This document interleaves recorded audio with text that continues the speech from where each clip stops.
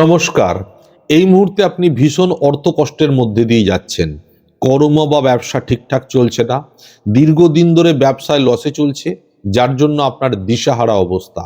একসময় এই ব্যবসা খুব ভালো চলতো, কিন্তু এই মুহূর্তে ব্যবসায় ঠিকঠাক সাথ দিচ্ছে না। আপনার সন্তান আপনার ঠিকঠাক কথা শুনছে না, অবাধ্য সন্তান, পড়াশোনায় মন নেই। আবার অনেক ক্ষেত্রে দেখা যায় সন্তানকে অনেক কষ্ট করে পড়াশোনা করিয়েছেন, কিন্তু সঠিক কর্মযোগ তৈরি হচ্ছে না বা চাকরি পাচ্ছে না। সন্তান সন্ততি বিবাহের উপযুক্ত হয়েছে, বড় হয়েছে, কিন্তু সঠিক সময়ে সঠিক বিবাহের যোগ তৈরি হচ্ছে না।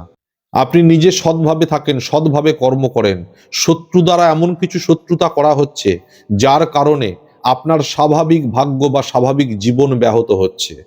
শরীর ঠিকঠাক সাথ দিচ্ছে না, শরীরে রোগ জ্বালা লেগেই আছে, বাড়িতে নিত্য কলহ, পরিবারের সদস্যদের মধ্যে মতের অনৈক্য হচ্ছে।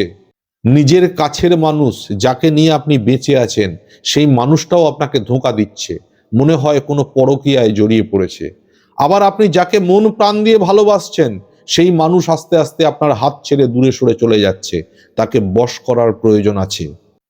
বাড়িতে মনে হচ্ছে কোনো অশরীরী জিনিসের আনাগোনা, বাড়ির মানুষদের মধ্যে অস্বাভাবিক আচরণ, বা বাড়ির পার্টিকুলার কোনো সদস্যের উপর যেন সে ভর করে বসে আছে। কোনো সমস্যার মধ্যে দিয়ে আপনারা জর্জরিত হচ্ছেন, বাড়িতে অশান্তির আবহ, বাড়িতে কেউ সুখে শান্তিতে নেই। এই বিভিন্ন রকম সমস্যা যেগুলো আমি বলে গেলাম, এই সমস্যাগুলো আমাদের স্বাভাবিক জীবনকে ব্যতিব্যস্ত করে তোলে। তখন আমরা দিশাহারা হয়ে মানসিক দুশ্চিন্তার মধ্যে প্রবেশ করি, এবং সেই থেকেই আমাদের শরীর, স্বাস্থ্য, মন সবকিছু ভেঙে যায়। আমি আপনাদেরকে এই সমস্ত সমস্যা যা যা বলে গেলাম, এই সমস্যা থেকে একটি সঠিক মুক্তির উপায়ের কথা বলবো। আর সেই মুক্তির উপায়টি হলো সঠিক কবচ ধারণ করা। যে কোনো সমস্যাই হোক না কেন, তন্ত্র এমন একটি জিনিস, যদি সঠিক তন্ত্র মতে কোনো কবচ বানানো হয়, 100% গ্যারেন্টি সহ সেই কবচ কাজ করবে। তবে আপনাদের সমস্যাটা সঠিকভাবে বলতে হবে, এই সমস্যা ধরে আপনাকে সেই কবচটি সঠিকভাবে ধারণ করতে হবে। জেনে রাখবেন, কবচ কিন্তু অতি শক্তিশালী একটি ঐশ্বরিক বস্তু। যে বস্তুর মধ্যে সঠিকভাবে জপ করার যেমন প্রয়োজন আছে, তেমনি উপযুক্ত বা সঠিক দ্রব্য সেই কবচের যেগুলো প্রয়োজন, সবকটি দ্রব্য সেখানে দিয়ে তবেই কবচটিকে বানাতে হবে। এবং কবচের যে সংস্কার বা প্রাণ প্রতিষ্ঠা, সেটাও কিন্তু কোনো মহাযোগে করতে হবে। আপনার নাম এবং গোত্র ধরে সেই মহাযোগে যদি আপনি সঠিকভাবে কবচ তৈরি করে প্রাণ প্রতিষ্ঠা করে তারপর ধারণ করতে পারেন, গ্যারেন্টি সহ কবচ কাজ করে। তবে কবচের ক্ষেত্রে যখন আপনি কবচ ধারণ করছেন, জেনে রাখবেন এই কবচ ধারণ করা মানে আপনি একটা সাধনায় ব্রতী হলেন। এই সাধনা ঐশ্বরিক সাধনা। আপনার সমস্ত সমস্যা আপনি ঈশ্বরের চরণে সমর্পণ করেছেন। ঈশ্বর অনেক সময় আপনার ধৈর্যের পরীক্ষা নেন। সেই ধৈর্যের পরীক্ষা যখন আপনি দিয়ে দেবেন, এবং এই সাধনার সাধন স্বরূপ আপনাকেও কিন্তু কবচ ধারণের পর কিছু নিয়ম নিষ্ঠা পালন করতে হবে। সকালে ঘুম থেকে উঠে প্রার্থনা করতে হবে, নিজের গুরুমন্ত্র জপ করতে হবে, এবং ঈশ্বরের প্রতি নিজের মন প্রাণ সমস্ত কিছু সমর্পণ করে নিজের কর্ম যদি ঠিকঠাক করে চলতে পারেন, তাহলে আপনি গ্যারেন্টি সহ এই কবচ ধারণের সুফল পাবেন। তবে একটা জিনিস জানবেন, যদি প্রকৃত কবচ বানাতে হয়, শক্তিশালী কবচ বানাতে হয়, তাহলে কবচ কিন্তু কথা বলবে। অর্থাৎ কবচ সম্বন্ধে যা বলা হবে সেই ফলই আপনি পাবেন। সেক্ষেত্রে সঠিক দ্রব্যের জন্য সঠিক মূল্য আপনাকে খরচা করতে হবে। এই নয় যে একটি কবচ মানে একটি রূপা বা একটা স্টিল বা একটা তামার খাপের মধ্যে আপনাকে কিছু ফুল বা পুষ্প ভরে দিয়ে দিলাম, সেটা একটা কবচ হয়ে গেল, তা কিন্তু নয়। কবচের মধ্যে বিশেষ কিছু জিনিস থাকে, বিশেষ কিছু দ্রব্য থাকে, যে দ্রব্যগুলোকে অ্যাক্টিভেট করতে হয়, জাগ্রত করতে হয় জপের মাধ্যম দিয়ে। এবং একটি কবচ এই তারাপীঠ সর্বমঙ্গলা আশ্রম থেকে বিশেষ করে যখন বানানো হয়, মিনিমাম 12,000 বার সেই কবচের উপর জপ হয়।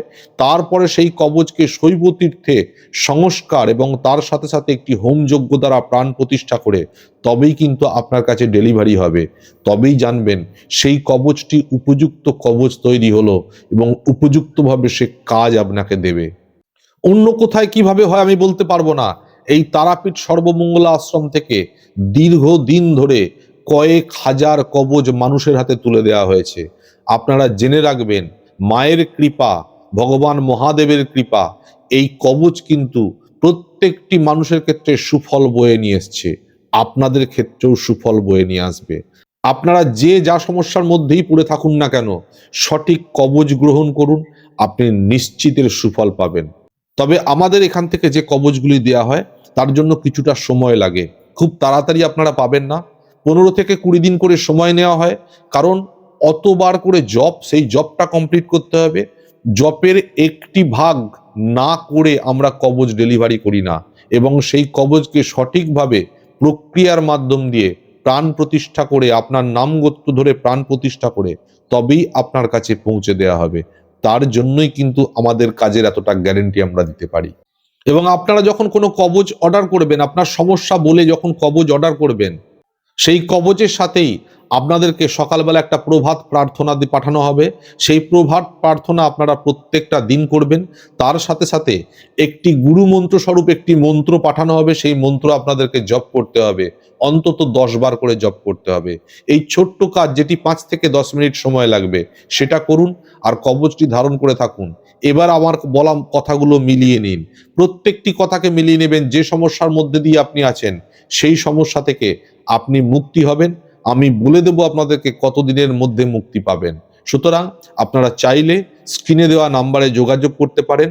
সঠিক মূল্য দিয়ে সঠিক কবচ গ্রহণ করুন, কোনো রকম ঠকার ব্যাপার থাকবে না, কোনোভাবেই আপনি ঠকবেন না। মায়ের কৃপায়, ভগবান মহাদেবের কৃপায় আপনারা ভালো থাকুন, এবং চাইলে আপনারা কবচের জন্য অর্ডার করতে পারেন। জয় মা, হর হর মহাদেব।